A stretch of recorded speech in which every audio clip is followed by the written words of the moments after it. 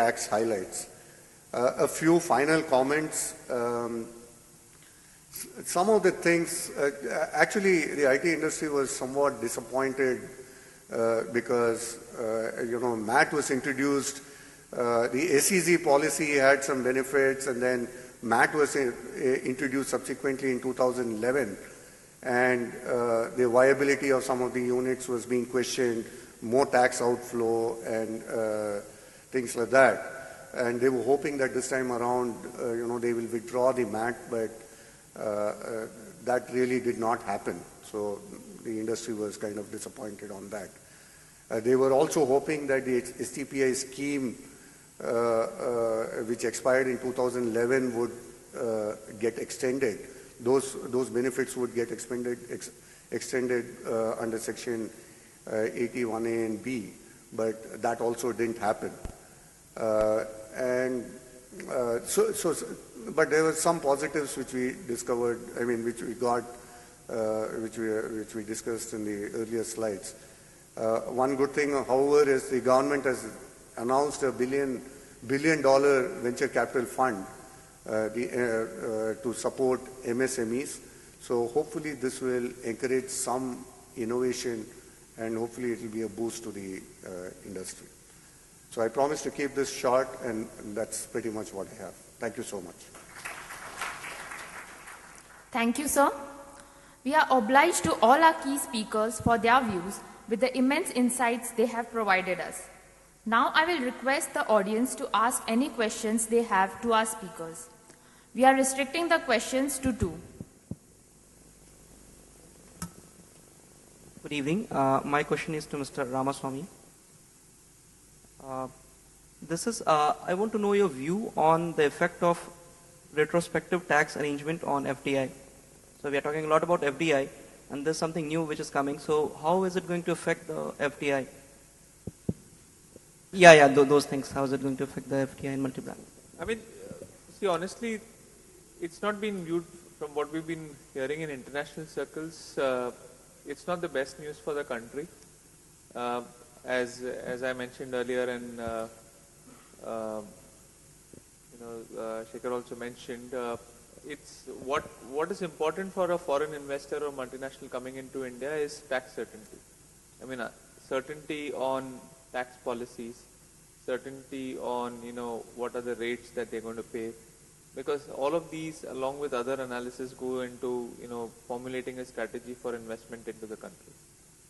So in that sense, when, say, for example, Vodafone Hutch transaction would have transpired way back in 2007, 2006, they would have taken legal opinion. They would have taken, there's nothing in the law which says that overseas transfers will be taxed in India. So they would have gone into the transaction. Imagine you come into the transaction, you invest so much money into the company, into India, employ so many people, have your large-scale expansion plans, and suddenly, boom, there comes a tax bill of 11,000 crores. 11 billion tax, taxable transaction, 2 billion of tax liability. So it's a really an uncertain move for them. They wouldn't have ever done the transaction had they known that $2 billion of taxes are going to be paid. Or they would have probably created a commercial arrangement in the contract saying that any taxes to be borne, any Indian taxes or whatever that come out of the transaction will be borne by Hutch. It's not their liability in that sense, right? So the government, by doing a retrospective amendment, is really trying to, in that sense, not give a positive message to international investors that, they're saying that, okay, Parliament has the law, has the power to do a, retrospective amendment by the way of the Constitution, and we can do it, which is fine. Every government has the power to do it, but the signal is like, if you and I today were to invest, and after 5 years or something, the government pulls it back to 1962. It's not really the greatest sign, right, that you give as a, so it's a matter of economic policy and debate. But my own personal view, and I think which is probably shared by the industry, is that the government knows what it's doing, right or wrong, but from an international community perspective, I don't think it's really going to be the best signal from an image perspective. So it is going to have some bearing on foreign investment. But well, I mean, in that sense, looking at GDP numbers, growth numbers, the Western economies not doing that great. India is still a growth opportunity or a growth story. So, we're not saying that money won't come into India, but obviously there is going to be enough of lobbying to have this, straightened it out and make sure that people are transparent and clear right at start. Thank you. Pandey sir, or to Mr. Anuj, we have been hearing that disinvestment is one of the best ways to reduce the fiscal deficit, but many of the PSUs are already cash rich. So how about the trade-off between reducing current fiscal deficit versus enjoying dividend income, which will help in future? See, first of all, disinvestment is not the right way to cut the fiscal deficit, right? That is an option that is available to us, fortunately, unfortunately here. Not everybody or every country has it, right? Because of the large share of the government across various sectors as well as that. So, it's not that if they are cash rich, they should pay the dividend and the money should go back to the government. That's a shareholder money, right? So shareholder money should be invested, one, either for the benefit of the shareholders, so as a growth capital in the business itself, rather than giving to the majority of the shareholder, which is the government, right? So because it would be a loss for the minority stakeholders, because maximum the participation of a retail person in that, or a HNI, would not be more than some 20-25% or max 50%. So balance 50% or more is actually with the government. So if I declare a dividend, that money would go to the government, where it is not meant for the government, it is for the benefit of the people of the country, right? So declaring dividend would not solve the purpose to control the fiscal deficit, and just to control the fiscal deficit, why should I take dividend from that? Or why should I as a company should pay a dividend to it? So I think the better fiscal prudence lies in to make the systems of revenue as well as expenditure in place, so that you have systematic way of expenditure. There is no slippage, or there is no pilferage in the case of expenditure. It should not happen today. I'm giving a subsidy and that is not actually being utilized by the people for the subsidy who's meant for. So that's why I think UID is one step towards that, so that at least subsidy is provided to the people in the right way. And I think so expense there were.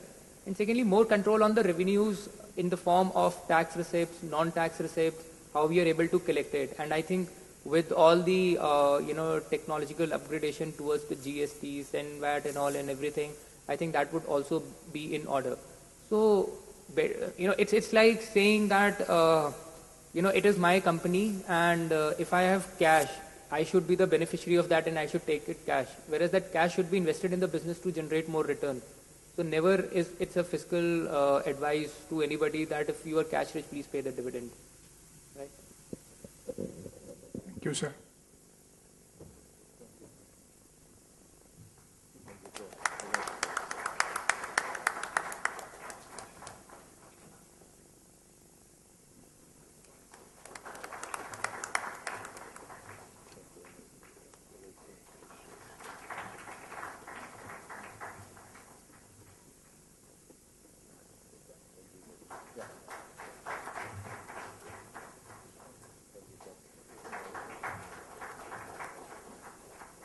Bangalore.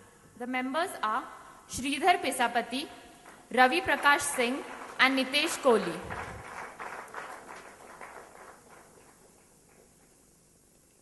Team 2, representing NMIMS Bangalore. The members are Pradeep Lunia, Puneet Singhal and Vishal Mehta. Team 3, from Velinkar, and the members are Hiten Chabria, Nikita Chaube and Prabdeep Seth.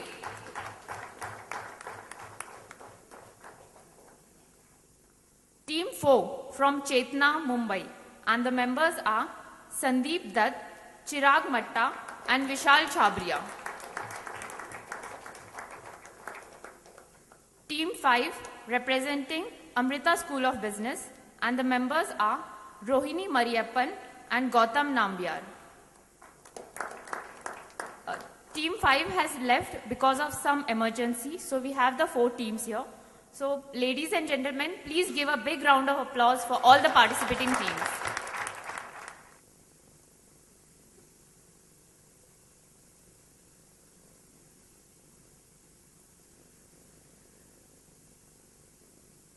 Now it's time to see the results of the competition we had earlier in this evening.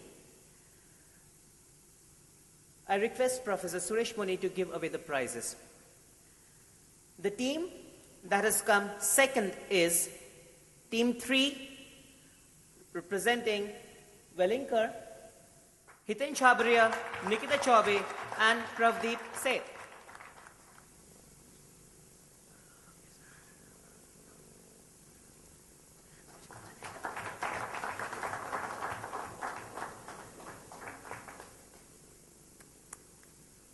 A big round of applause for them.